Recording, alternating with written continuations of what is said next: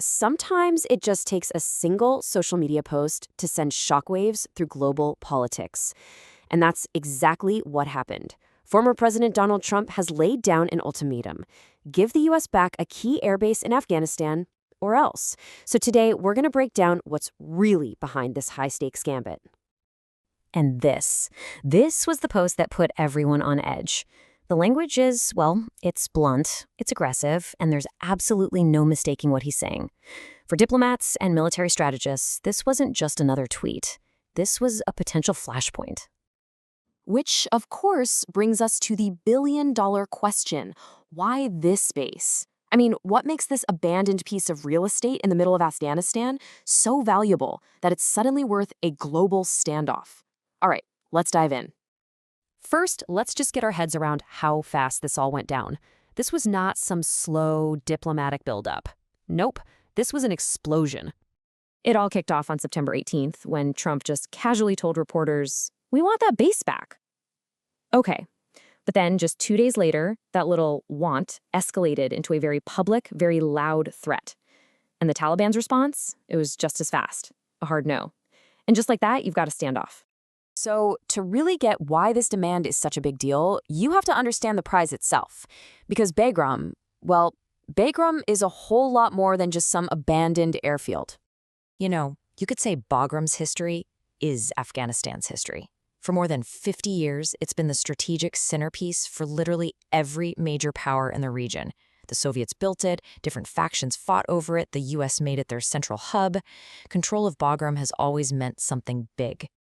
And we're not talking about some simple military outpost here. At its peak, this place was basically a self-contained American city dropped into the middle of Afghanistan. For 2 decades, it was the absolute nerve center for the entire U.S. and NATO mission. But let's be real, Trump's focus probably isn't on that abandoned Pizza Hut. The real reason for this demand is all about a new geopolitical game. And it all boils down to one country. See, America's focus has totally shifted. The war on terror isn't the #1 priority anymore. Now it is all about competition with other major world powers, and that simple fact makes Bagram's location on the map critical all over again. Just think about this for a second. Bagram is only 800 kilometers, that's about 500 miles, from the Chinese border. Now, in military terms, that is incredibly close. It gives the U.S. a strategic footprint in a region where, right now, they don't have much of a presence at all. And hey, this isn't just analysts speculating.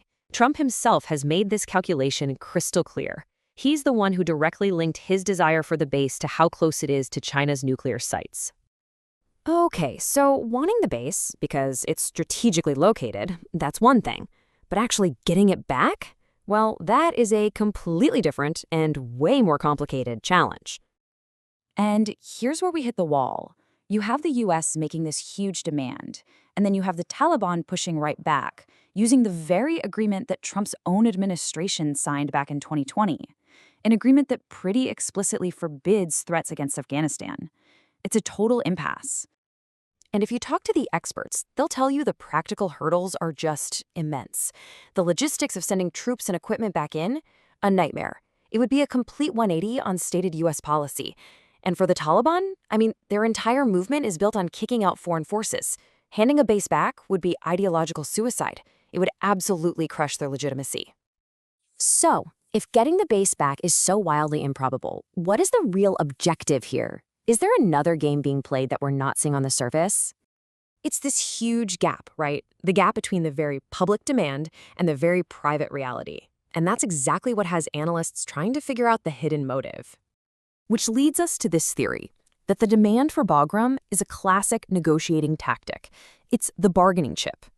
You ask for something huge, something you know is basically impossible, not because you expect to get it, but so you can trade it away for something smaller, something you actually want.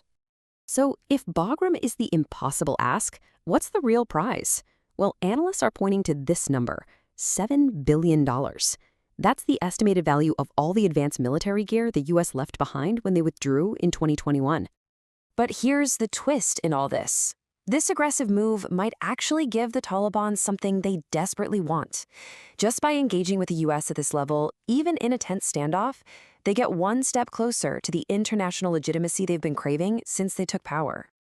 And so that's where we are, left with this one final question that really reframes this whole situation. Is this a serious military threat, a genuine attempt to get a base back? Or is it the ultimate bargaining chip, a high-stakes bluff designed to get something else entirely? The answer to that is going to define the next chapter for both the US and Afghanistan.